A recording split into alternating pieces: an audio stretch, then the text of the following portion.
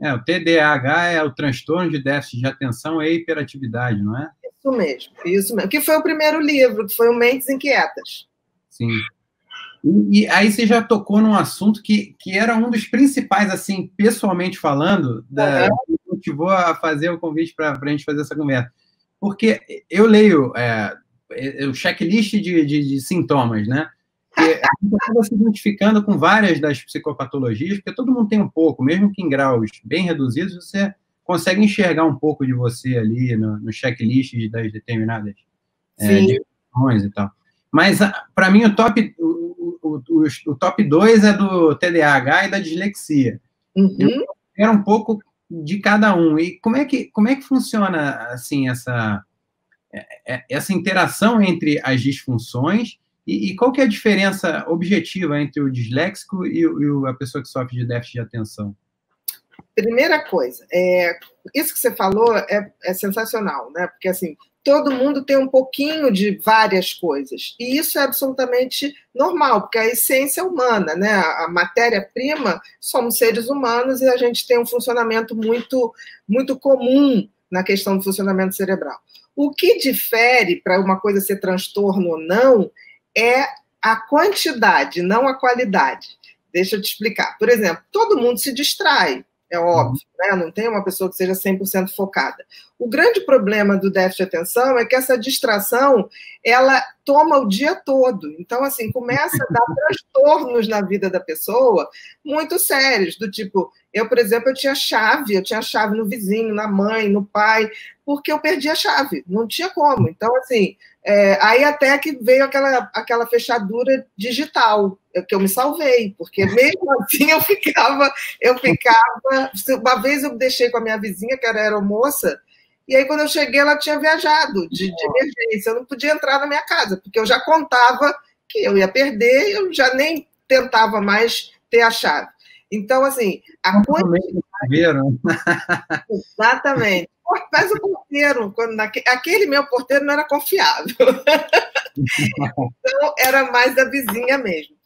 A quantidade de dificuldade que um TDAH tem, em termos de ter as suas coisas organizadas, é muito maior. E quando isso traz dificuldades no dia a dia mesmo, aí sim você tem o transtorno. Tá? Agora, diferença de TDAH. TDAH, eu digo o seguinte, é um excesso de pensamentos numa velocidade maior de pensamento. Então, você deixa de ter o foco de atenção por excesso de pensamentos que você tem, e sempre muito acelerado. Então, você não para focar em nada. É como se fosse um carro correndo e ele não consegue parar em lugar nenhum.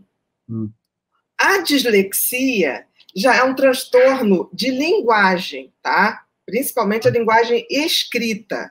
Então, você consegue escrever, mas você não consegue separar as sílabas direitinho. Então, você troca sílabas, você troca fonemas, você troca B com P, você troca M com N, você troca T com D. Então, existe uma desorganização na produção da linguagem escrita que você vê na escrita da pessoa. Geralmente, o dislexo tem uma letra muito ruim, tem que ser bastante treinada, e geralmente você tem repetições de sílabas, ou então você fala também com sílabas trocadas, é uma linguagem. O déficit de atenção não necessariamente tem dislexia, mas ele tem a questão da velocidade no pensamento, que dá essa instabilidade de atenção, que dá uma impulsividade, porque ele acaba correndo mais do que deve, e também dá essa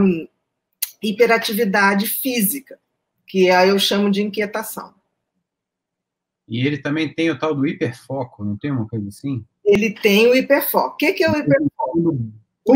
Uma inspiração, aí a pessoa vai... Não, o hiperfoco é o seguinte, como o déficit de atenção, você tem uma redução de funcionamento no lobo frontal, que é aqui na frente, é a testa. A testa da gente, ou lobo frontal, que foi a última coisa que veio na evolução, é o grande maestro da orquestra cérebro. O que significa isso? É o lobo frontal que filtra o excesso de pensamento, a velocidade do pensamento, é como se fosse o freio de um motor chamado cérebro. Uhum. Quando você nasce com déficit de atenção, esse freio vem freando menos. É como se a pastilha desse freio viesse gasta. Uhum. Então, quando você tem uma coisa que te dá muito tesão, é como se eu botasse óleo de freio para esse lobo frontal funcionar melhor. Que é a dopamina. A dopamina, ela é produzida exatamente no lobo frontal. Por isso que o déficit de atenção, por exemplo, tem mães que chegam assim, ele não gosta de estudar, doutora, mas se botar no videogame, ele fica 10 horas. O hiperfoco. O hiperfoco, você fica horas a fio, sem 1 milímetro de distração. Mas por quê? Porque o que dá tesão gera dopamina. E a dopamina volta a fazer com que o lobo frontal se alinhe. Entendeu? Entendi. E aí dá para fazer com tratamento, com exercício, tipo um TCC, alguma coisa assim, para a pessoa poder canalizar a produção de dopamina para coisas, entre aspas, chatas? Sim, sim. Você aí pode. Atividade física, principalmente atividade física, que tenha um teor competitivo. Porque atividade física, para gerar dopamina, não é, por exemplo, uma caminhada. Caminhada não gera dopamina. Luta gera muita dopamina, né? Corrida, spinning, tem que ser algo que você tem aquela coisa de superação. Tá? A luta disparado é o que mais libera dopamina. Então, essa dopamina liberada em atividades físicas competitivas, elas sim podem fazer com que o lobo frontal funcione melhor. Agora, tem tratamento? Tem. Tem medicações que podem fazer isso também. Mas aí você tem que entender que a medicação você vai usar por um tempo. De qualquer maneira, você vai ter que buscar a produção de dopamina por atividade física, por treinamento, né? Existem treinos que você pode fazer para que o cérebro, nessa área frontal, possa funcionar melhor. Um treinamento maravilhoso é uma técnica, não sei se você já ouviu falar, chamada neurofeedback. Não estou lembrando. Neurofeedback é como se fosse uma ginástica cerebral. Você faz através... você coloca... O neurofeedback, ele parte do princípio do teu mapeamento cerebral, ou seja, das ondas elétricas produzidas pelo cérebro. Uhum. Então, o que ele faz? Você tem que fazer com que o teu lobo frontal tenha muito mais atividade beta, que é a atividade de concentração.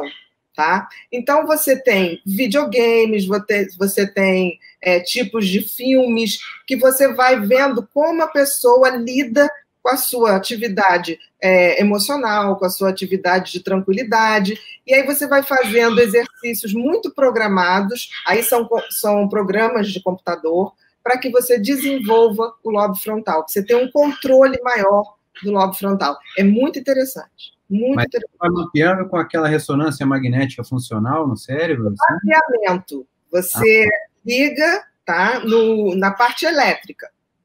Então, você vai vendo aquela...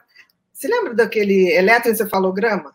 Lembro. Você tinha aquela atividade elétrica? É a partir da atividade elétrica. E aí a pessoa começa a entender que quando ela consegue manter focado, por exemplo, num exercício, por exemplo, botar um aviãozinho, com criança a gente faz muito isso, botar um aviãozinho para manter um voo. Quando a criança mantém a atenção ali para poder aquele avião se manter em voo, ela gasta uma energia muito grande, mas ela vê a mudança da atividade elétrica dela. E ela começa a entender que isso tem a ver com respiração, que isso tem a ver com o foco, você diminuir a atividade em volta. É muito interessante. É uma ginástica. Na realidade, é uma ginástica. É um brain gym, né? Se a gente fosse dizer assim, é uma ginástica cerebral. Mas é muito bacana. Existem muitos atletas que a gente usa o biofeedback, que é a mesma coisa, só que tem para a parte muscular. Porque aí você vê a atividade elétrica do músculo. No neurofeedback, você vê a atividade elétrica no cérebro. Mas o processo é o mesmo.